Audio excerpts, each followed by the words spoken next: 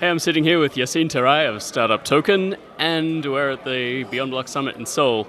Yacine, how's it been so far?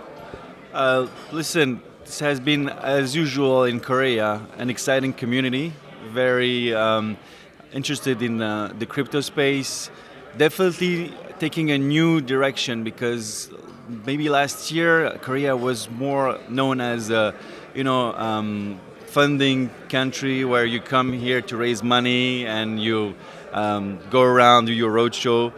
Meeting. You mean it's not now? Now I think we see this new generation of like entrepreneurs that have understood the how blockchain can empower their project, how it can unleash a lot of possibilities, and I see like all these new wave of entrepreneurs coming with great ideas. University being involved, researchers, all the different actors that are creating an ecosystem where it's not anymore only funding, but like also talents and ideas. So a lot of projects are coming in the space from Korea that are astonishing and very advanced, very innovative, disruptive.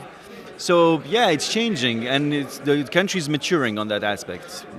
All right, just in case anyone hasn't seen you before, can you explain a little bit about what StartupToken's doing?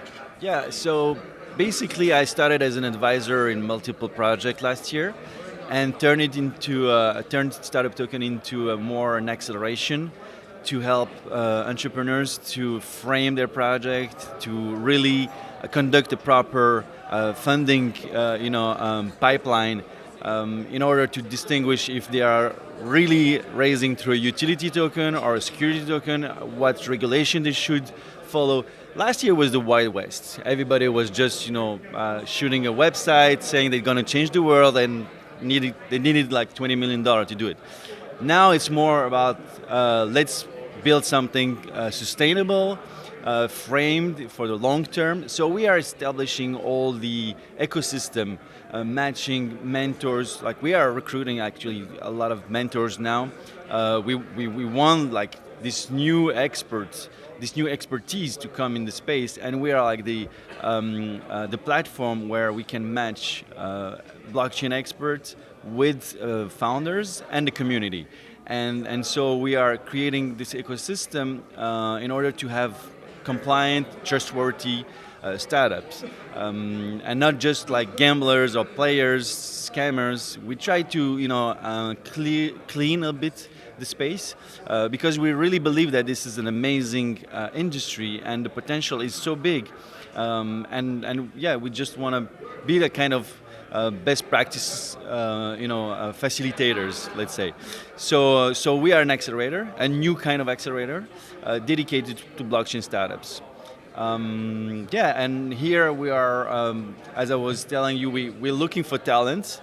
So we come here because we definitely think that Korea is a booming country in terms of talent. So we are setting up a small event, gathering some developers, and doing a mini hackathon in order to once again attract people from the community and try, to foster and to provoke something to pop up. So I met you a few months ago at the roadshow in Tokyo, and could you tell me what differences have you noticed between Korea and Japan, if any? That's actually an interesting question, and we were talking with we were talking about that with my Japanese partners that TSH yesterday, and it's quite similar community. From my point of view, the first similarity would be like the language barrier, but otherwise they're two really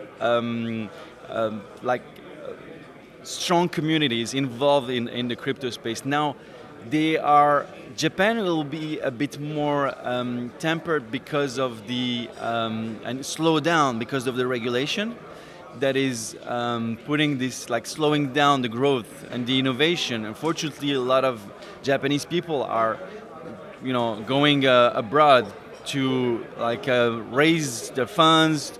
You cannot speak about token sale. You cannot speak about ICOs. Actually, my Japanese partner yesterday told me that all our projects should not translate in Japanese because it would mean that you are addressing the Japanese community. So you see, we don't have the same attitude here. So it's a shame, but you know, we are looking also for Japanese talent. We met some of our Japanese partners introduced us some talents here in Korea that are Japanese. But meaning just that I'm a bit. I think it's frustrating for the Japanese community to have this regulation that is stopping a little bit the growth. But potentially, I'm sure, you know, in the long run, they will understand that this is such an amazing opportunity, and blockchain can leverage entrepreneurship, you know, new jobs that are created through this industry. So I think they will do the right decision. But I would say that the mindset is similar. Really, Korea, Japan have this same ambition to innovate in this industry. So do you think the regulators here in Asia have a handle on what the difference is between a utility token and a security token? So, yeah, that's the big issue at the moment. Yeah, that's the big issue of the moment, and it is. It's actually. I will tell you the truth. I'm happy that security tokens are coming up, and we're more and more talking about it, because we will stop this big, sorry, but like BS, like promotion of tokens that have really no utility. I'm currently talking with my startups, and I'm telling them like 2017, 2016 are over. You know, now it's 2018. We need to think about creating really where like there is a utility. You issue utility token, and if you are issuing a utility token, then address the users. Stop thinking about like, let's go and find the money among those big whales that are gonna help us to bootstrap the project. If you have a community that you're addressing, and if you found the real trigger point, the pain point, you can engage the community, and among those guys, you can raise your fund. And step by step, you don't need right away $30 million, $50 million. I mean, come on, startups have been working and developing projects with smaller amounts. And so definitely, if there is a utility token that fits your project, raise through that model. Don't push it. If not, if you have a beautiful idea, and if you are really like legit and strong enough as a team, then go through the security token. And I mean, it's a bit early, I admit. The infrastructures are not ready. We have like exchanges that are coming into space. Everybody's like setting up all the infrastructure. But like soon, I think like within 6-10 months, it will be really like the new wave.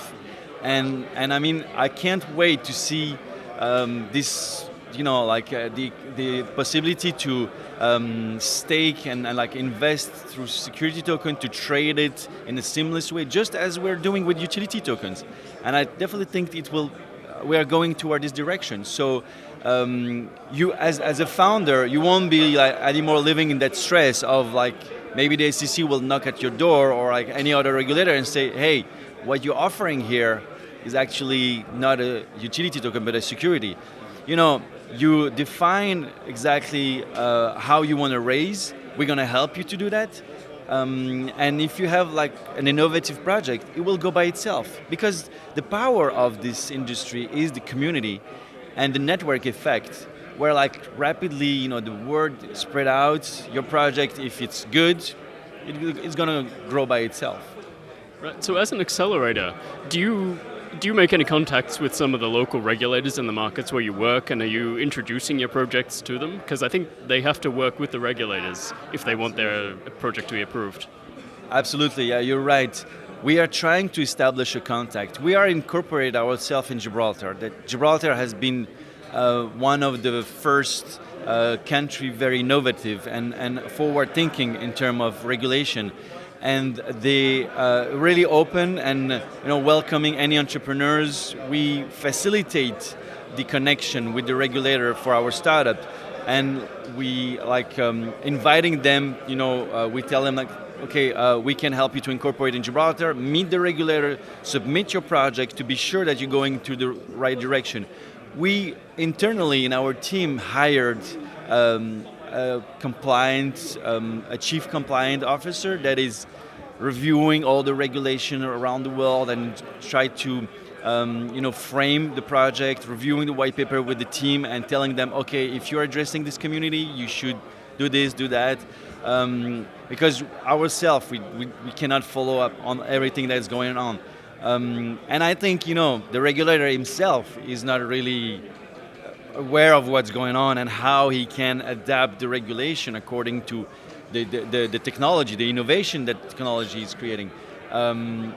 So yeah, there's definitely a need to create a discussion, an open discussion with regulators. We want them to be more involved, to be more present in conferences. We have the support from the lawyers, but like it's here to stay. This whole token economy, utility or security.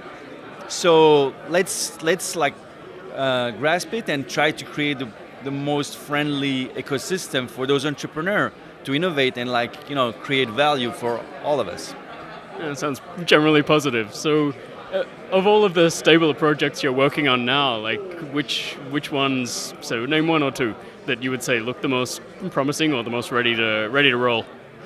I'm really the first market that blockchain has been disrupting is the financial industry.